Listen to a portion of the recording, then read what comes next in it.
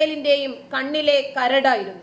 ആരാണ് Ebrahim Raisi എന്ന 63-കാരൻ എന്ന ഒറ്റ ചോദ്യത്തിനുള്ള ഉത്തരം ഒരു വാക്കിൽ മാത്രം ഒതുങ്ങാവുന്നതല്ല. ഇറാന്റെ പരമോന്നത നേതാവായ ആയത്തുള്ള അലി ഖുമേനിയുമായി അടുപ്പമുള്ള ഈ റൈസി അദ്ദേഹത്തിന്റെ ഒരു പിൻഗാമിയാകും എന്ന് ഏറെക്കുറെ ഉറപ്പായിരിക്കുമ്പോഴാണ് ഹെലികോപ്റ്റർ അപകടത്തിൽ റൈസിയുടെ ആകസ്മികമായ മരണം സംഭവിക്കുന്നത്.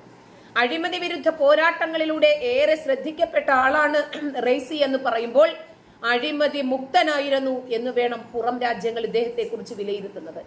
2017 നടന്ന പ്രസിഡന്റ് തെരഞ്ഞെടുപ്പിലും മത്സരിച്ചെങ്കിലും അന്നത്തെ പ്രസിഡന്റായ ഹസൻ റുഹാനിയോട് നിരുപാധികം പരാജയപ്പെട്ടു.